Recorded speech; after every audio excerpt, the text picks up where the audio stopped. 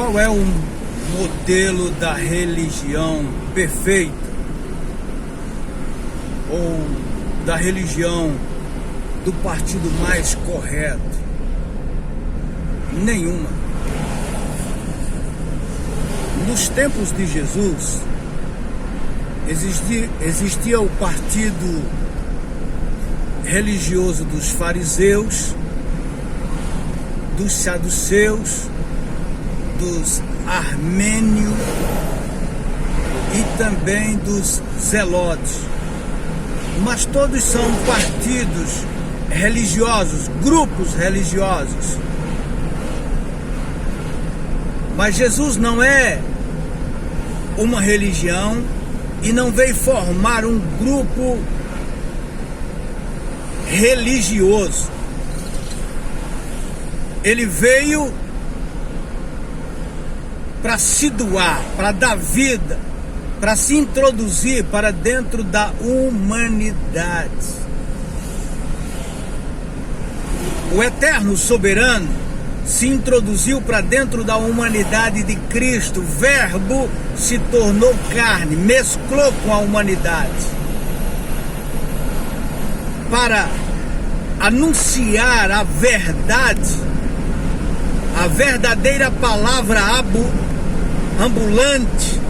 Estava em contato com os homens, o Deus com os homens, o Deus conosco.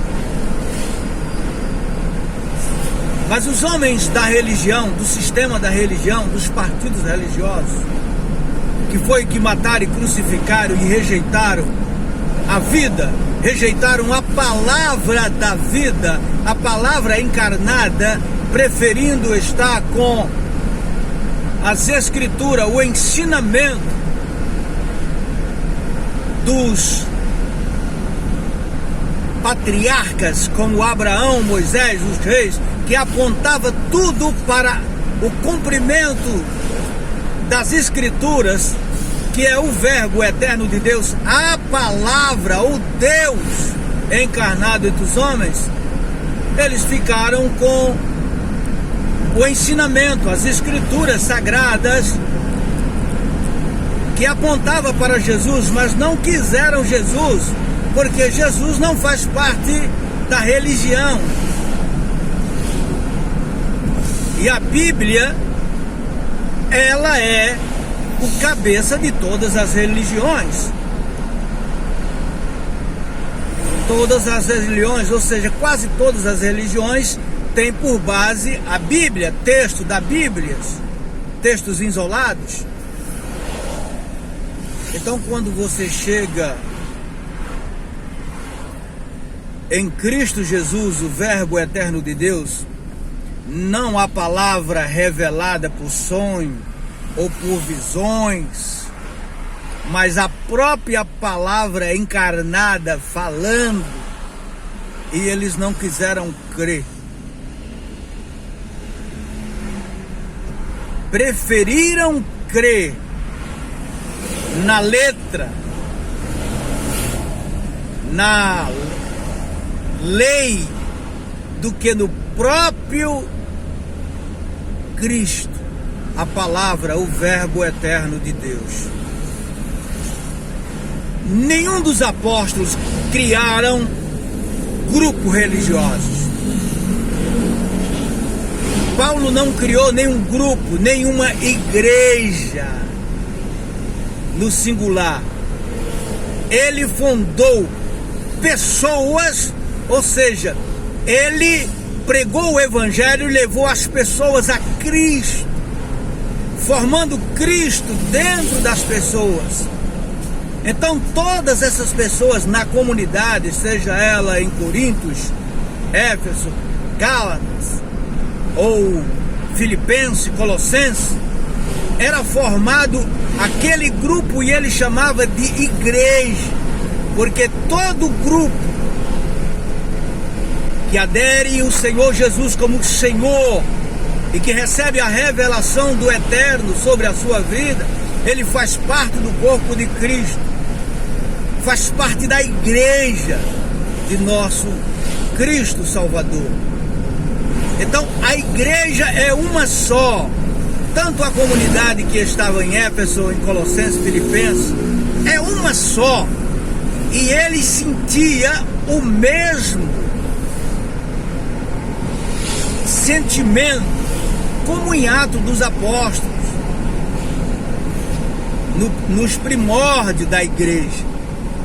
Tinham tudo em comum, mas a partir do momento que criaram e que fizeram do evangelho uma religião, partidos religiosos, então cada um por si, Deus por todo. E quem é o cabeça da igreja são os líderes, são os pastores, são aqueles que atribuem a si mesmo como apóstolo, como bispo. Então você, quando começa a ler a história da igreja, você vê Martinho Lutero, John Wesley, você vê Calvino, esses homens considerados como pai da igreja, pai. Você já pensou numa coisa dessa, pai da igreja? Ou seja, eles criaram uma teologia segundo o seu sistema, criado por eles.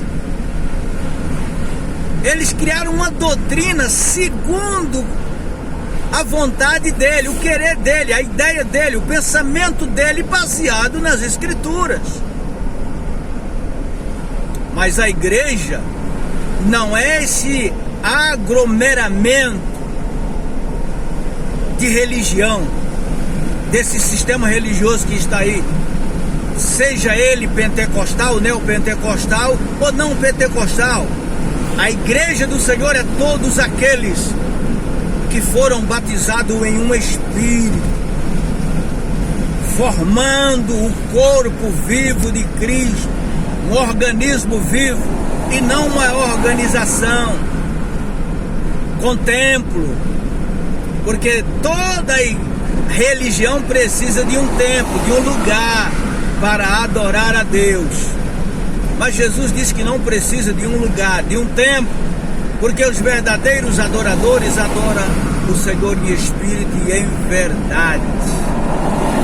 O verdadeiro culto é na vida do discípulo de Jesus.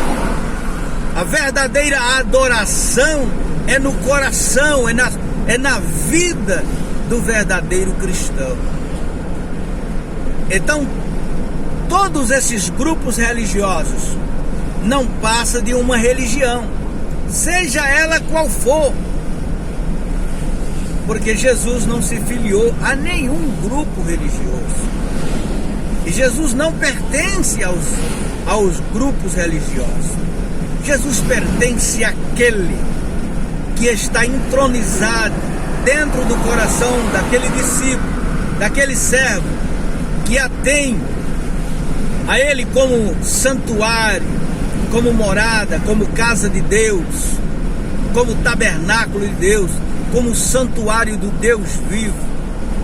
São esses que são iluminados e que têm a compreensão do Espírito, que verdadeiramente faz parte da igreja verdadeira de Cristo, e não esses líderes aí que matam em nome da religião. Se perguntar se os neopentecostais ou os pentecostais é uma religião, ele diz que não são. Mas quando as coisas apertam, eles vão para a mídia dizer que toda religião tem liberdade, e que vivemos num país laico, e que toda religião tem liberdade de culto. Agora é uma religião. E na realidade essa liberdade de culto, que ninguém tirou de nenhum discípulo de Jesus, de nenhum cristão, todos podem adorar. O que não pode é aglomeração. Isso é válido para todos. E os próprios cristãos teriam que entender estas coisas. Mas os cães famintos, que querem a lã, que querem a grana, que querem o dinheiro, e eles não entendem, não compreendem, e pensam que eles estão brigando pelas suas vidas, pela igreja. E que na verdade ninguém precisa brigar pela igreja ou lutar pela igreja, porque a igreja é de Jesus Cristo, é Ele que sustenta, é Ele que dá o livramento, é Ele que guarda a igreja, é Ele que é o cabeça da igreja. E sendo Ele o cabeça da igreja, Ele não precisa de homem para defender a sua igreja.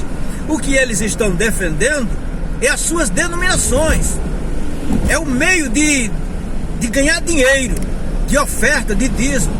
Esta é a verdade, e os cristãos não entendem isso e defendem esses lobos. Que você pode adorar a Deus no seu quarto, aonde você estiver, no seu trabalho, dirigindo, como eu estou dirigindo.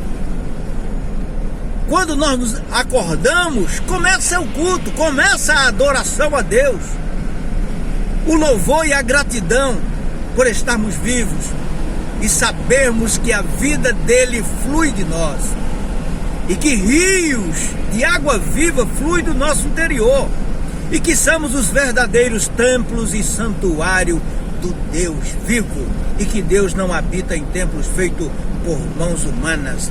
Esta é a verdade.